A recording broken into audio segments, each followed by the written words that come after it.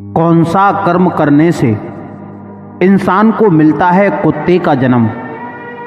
चलो चलते हैं, प्रसंग पर ध्यान देते हैं।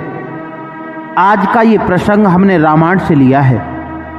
मित्रों, एक समय की बात है, भगवान मर्यादा पुरुषोत्तम श्री राम अपने राज दरबारियों के साथ में अयोध्या के दरबार में बैठे हुए थे।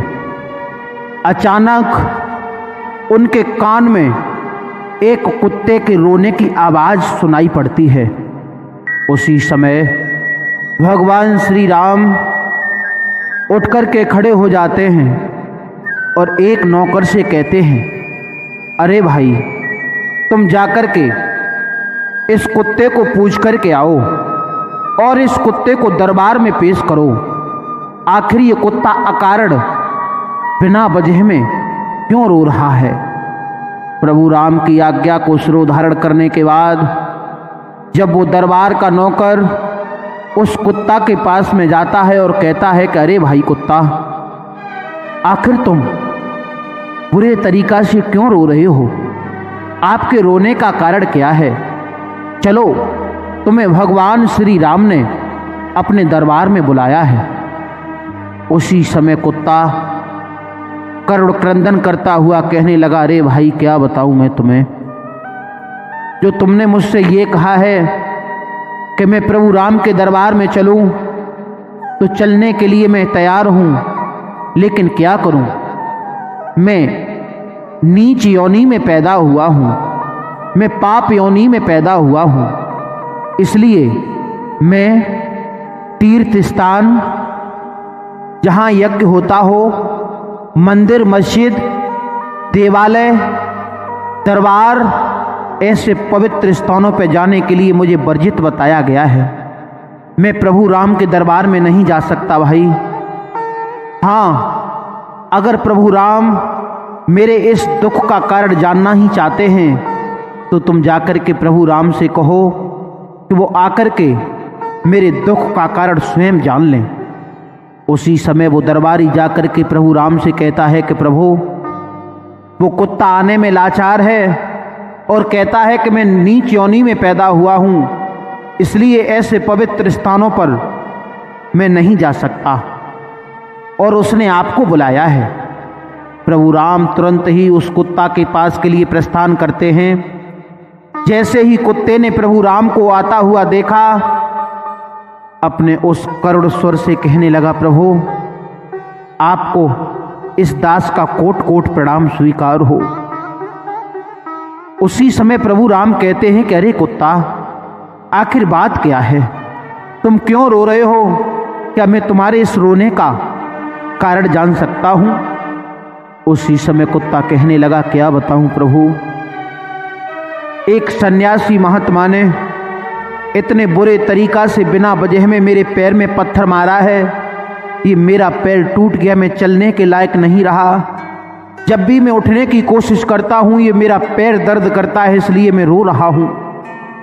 प्रभु राम ने तत्काल प्रभाव से उस सन्यासी को बुलाया और ये कहा कि हे सन्यासी, तुम तो अच्छे बुरे का ज्ञान रखते हो, ये तो एक अज्ञानी पशु है, आखिर तुमने जानबूझ करके इस कुत्ते का पैर क्यों तोड़ दिया। सन्यासी कहने लगा, क्या बताऊं प्रभु, मैं भिक्षा कर करके अपना पेट भरता हूं। एक दिन मैं भिक्षा में आटा मांग करके लाया था और इस कुत्ता ने मेरे भिक्षा से प्राप्त हुए आटे को अपने मुंह से चाट लिया। अब वो मेरे खाने योग्य नहीं रहा, मुझ में भी क्रोध आ गया और मैंने एक पत्थर उठा करके इसके पैर में मार दिया, इसका पैर टूट गया, क्षमा करना प्रभु। उसी समय प्रभु राम कहने लगे हैं कि अरे भाई कुत्ता, तुम बताओ इस सन्यासी को क्या दंड दिया जाए, और जो तुम कहोगे हम इससे वही दंड देंगे। उसी समय कुत्ता कहने लगा है कि हे प्रभु, अगर तुम इस सन्यासी को दंड देना चाहते हो तो एक काम करो, इसे एक मठ का पीठाधीश्वर बना दो, इसे एक मंदिर का पुजारी बना दो। कुत्ता के कहने के अनुसार अच्छे अच्छे वस्त्रों से फूल मालाओं से उस सन्यासी को सुशोभित किया गया और एक मंदिर का महंत बना दिया गया। इतनी बात, इतना कार्य करने के बाद में प्रभु राम तो दरबार में लौट आए। दरबारी सब लोग आकर के बैठ गए। एक दरबारी उठ कर के खड़ा हो गया, कहने लगा, प्रभु मुझे ये बात समझ में नहीं आई। अरे सन्यासी ने तो कुत्ते का पैर तोड़ दिया, आखिर रहा ये कुत्ता ही, इसने इससे दंड दिया तो क्या दंड दिया, इससे तो एक इतने बड़े मंदिर का महंत बना दिया। और वो महंत भी अपने आप को इतने बड़े मंदिर का पुजारी बनता हुआ देख करके बड़ा प्रसन्न हो रहा था। आखिर कारण क्या है प्रभु, ये इसे दंड कैसा रहा, ये तो दंड ही नहीं रहा। उसी समय प्रभु राम कहने लगे, अरे भाई दरबारी, इस तुम्हारे प्रश्न का उत्तर मैं नहीं, इस तुम्हारे प्रश्न का उत्तर तो कुत्ता ही दे सकता है। तुम जाकर के उस कुत्ता को पूछो। वो दरबारी जाकर के कुत्ता से कहता है, अरे भाई कुत्ता, प्रभु राम ने तुम्हारे हाथों में इतनी बड़े दंड का अधिकार तुम्हारे हाथों में दे दिया और तुमने अपने दुश्मन को एक मंदिर का पुजारी बना दिया, तुमने उसे दंड दे ही नहीं पाया। उसी समय कुत्ता कहने लगा, अरे नहीं भाई नहीं, मैं तुम्हें बताता हूं, मैंने इसे बहुत बड़ा दंड दे दिया है। तब कुत्ते ने कहा, अरे दरबारियों, अरे सभासदों, ध्यान से सुनो।